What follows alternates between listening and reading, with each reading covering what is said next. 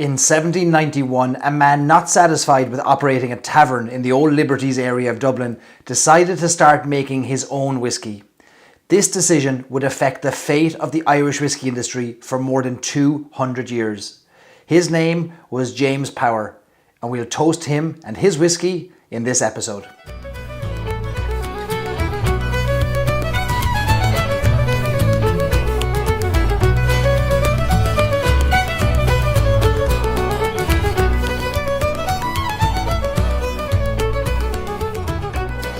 Welcome to episode number 14 of Stories and Sips. I'm Barry Chandler, lover of the stories behind Irish whiskey and a man determined to convert more Americans to the joy that is Irish whiskey. There isn't a bar in Ireland that doesn't have a bottle of Power's Irish whiskey. Traditionally used in Ireland for Irish coffees. I remember us having Power's Irish coffee glasses in our house growing up, and there was always a bottle of Power's in the drinks cabinet.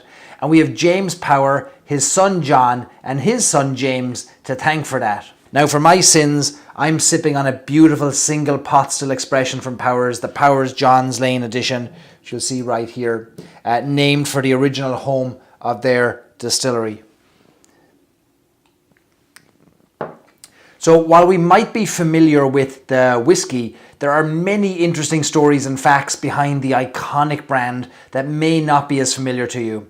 So I present to you today 10 reasons to fall even more deeply in love with Power's Irish whiskey. Now, Power's was one of the first distilleries in Ireland to operate round the clock, 24 hours a day, 7 days a week. And knowing the demands this put on their staff, the Power's family ensured that the staff were well cared for. In fact, the company was one of the first workplaces in Ireland to have a dedicated dining area for its workers, something very much ahead of its time. And to ensure that their seasonal employees would be able to afford accommodation in the big city, they built a number of lodging houses to save them money. Now, while we might think nothing of a work outing or a happy hour for our team today, Power's was one of the first companies to organise an annual outing, closing the distillery down completely and bringing all of their employees for a day out, typically in one of the family's country homes. Really, they were the Google of their day when it came to employee perks. It wouldn't be a comfortable flight without the pleasure of a small miniature bottle of whiskey to calm the nerves or put us to sleep as we cross the Atlantic.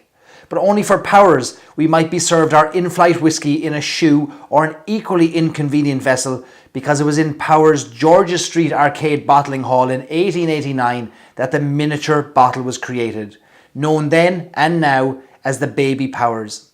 It was a remarkable innovation in glass manufacturing for the time and has stood the test of time.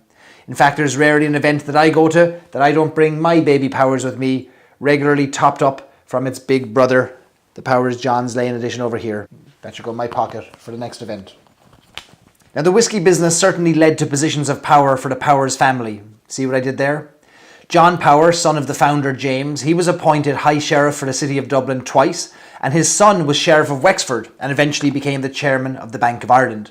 It turns out that it's not just who you know, it's what you distill that gets you the plum jobs. Of course, the label on Power's gold label is one of the best known amongst Irish whiskies and has barely changed in a century. This one right here. The iconic gold colour used was the most expensive you could find at the time, and it was actually made from ground bronze. And then the Power's diamond was created as a stamp of authenticity. The gold label also indicated whether this particular bottle or that particular bottle at the time was bottled in John's Lane. You see, although Power's was the first distillery in Ireland to bottle their whiskey, whiskey bottlers and bonders still played a huge role in getting the whiskey to the customer.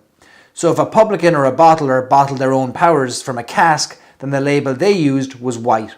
And that was how you could tell what was bottled in Dublin, gold, and what was independently bottled, white. In the 1800s, literacy in Ireland was not widespread, and legend has it that Power's, in an effort to appeal to those that might not have been able to recognise the brand, added the 3 swallows motif embossed on the bottle as a way to recognise the famous pot still whiskey inside. In fact, the tradition continues on every bottle of Power's whiskey sold today. These 3 swallows embossed, we'll do a close-up of that. Now, Ireland in the 1800s was predominantly an economy driven by agriculture, and the workers in John's Lane were predominantly from a farming background. They'd typically move to Dublin in search of work. Now, they were used to growing their own food and feeding themselves, something that was a little bit more difficult in a big bustling city like Dublin, but there was one place where land was available: the roof of the distillery.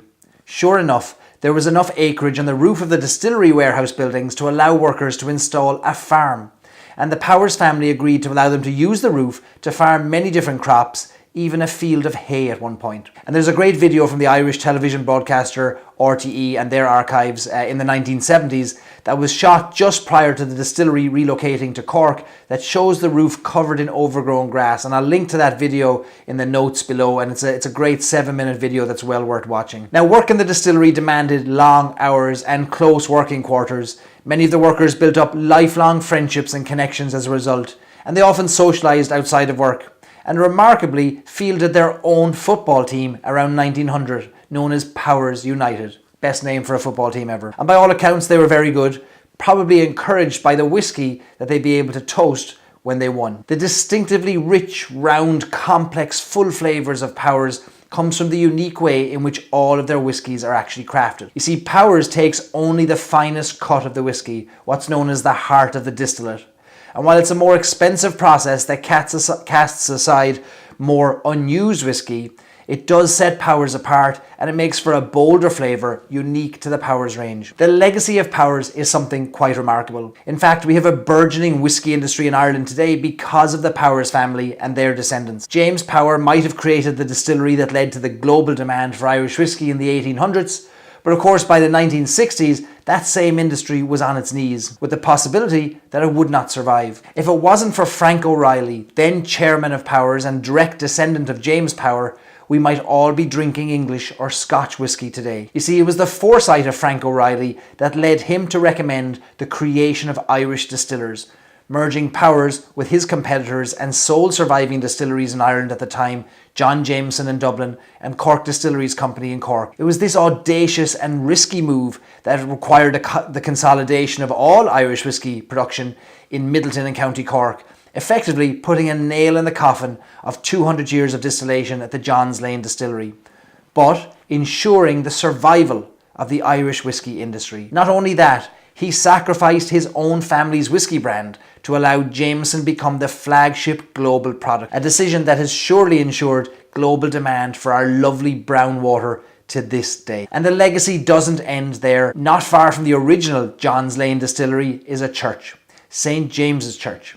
And it's here in the churchyard that James Power is buried. And whether you believe it's because of the mystic whiskey powers of James Power's ashes, or that it just makes for a great location, St. James Church is today home to the Pierce Lyons Irish Whiskey Distillery. Now, I personally refuse to believe that it was just about the location, and I'm certain it was James Power's way of staying in touch with the Irish whiskey industry. I buried a bottle of Powers in my back garden last week, and I'm patiently awaiting a distillery to pop up in its place, and I'll keep you posted on that one. Such a rich history, complete with ups and downs, growth and decline, but all the time replete with great characters who defined the whiskey landscape and indeed the Irish landscape through their work for centuries. New distilleries popping up today have a great history to build upon, but they'll have to find their own stories if they're to connect the way Powers connects with so many and has done for so long. So to James Power and John Power and grandson James, to Frank O'Reilly and to the foresight and leadership they all showed,